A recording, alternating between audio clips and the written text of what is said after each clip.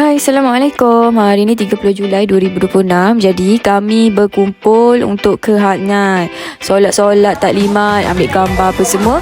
Lepas tu letak beg dalam bas. Ini suasana dekat dalam bas. Dan yang paling best adalah kami dapat duit belanja dari BOD. Terima kasih BOD. Hari ni dah 31 Julai. Pagi tu kami berhayat di RNA Guru untuk solat, untuk mandi dan teruskan perjalanan ke border Thailand untuk urusan pasport. Ni dah selesai urusan pasport. Jadi ada kita punya tour guide iaitu Kak Moni. Border baru. So baru buka awal bulan. Jadi kami pun dah sampai ke Thailand. Ini adalah Samnak Kham. Ni lokasi pertama kami adalah di Sedap Restoran Samnak Kham. Jadi masing-masing semua dah lapar sebab perjalanan yang panjang. Dekat sini ada tom yum, ada buah-buahan. By the way, nenas dia memang sangat-sangat manis. Lepas siap makan, kita pergi ke Erawading.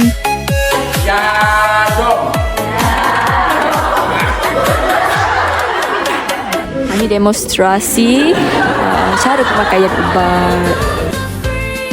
Bau dia sangat-sangat segar. Ni memang sesuai lah untuk siapa-siapa yang resdung, ada masalah selesema. By the way, ni adalah ubat-ubat kurus. Ni adalah skincare, macam-macam ada. Dah siap beli, kita pun teruskan perjalanan ke lokasi seterusnya, iaitu di Ronukohyo, Kilang Kacang Gajus. Ni adalah dalam dia.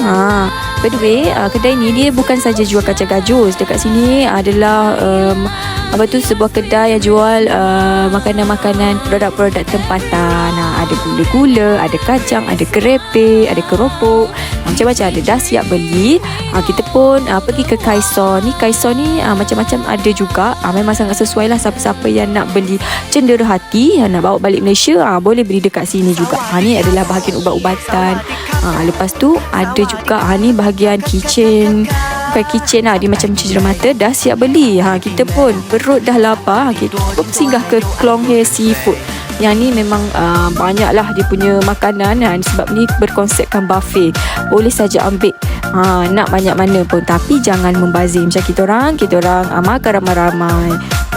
Jadi lepas dah kenyang, kita pun pulang ke hotel, iaitu ke Yanati Hotel. Lepas siap check-in, naik tuk-tuk korang untuk menghayati suasana haknya. Yang ni adalah suasana dia memang sangat tenang, tak sibuk pun jalan dekat sini. Dah sampai ke Asianak Market. Sekejap je, dalam 5 minit, 10 minit macam tu dah sampai dah. Ni suasana bawah dia, ada banyak sangat baju-baju yang sangat-sangat lawa. Tapi kita orang nak pergi atas sebab nak cari makanan. Kat sini macam-macam makanan ada. Dan yang paling special adalah seafood. Kat sini banyak seafood. Seafood dia kita tengok memang segar korang. Memang sangat-sangat segar. Ni adalah buah-buahan. Lepas siap makan, kami pun pergi ke bawah, tengok-tengok dulu, cuci mata. Dan kita pun naik tutup semula untuk pergi ke 7-Eleven. Ni dalam 7-Eleven, cuci-cuci mata je. Lepas tu beli air. Dan kalau nak tahu, boleh tengok part seterusnya.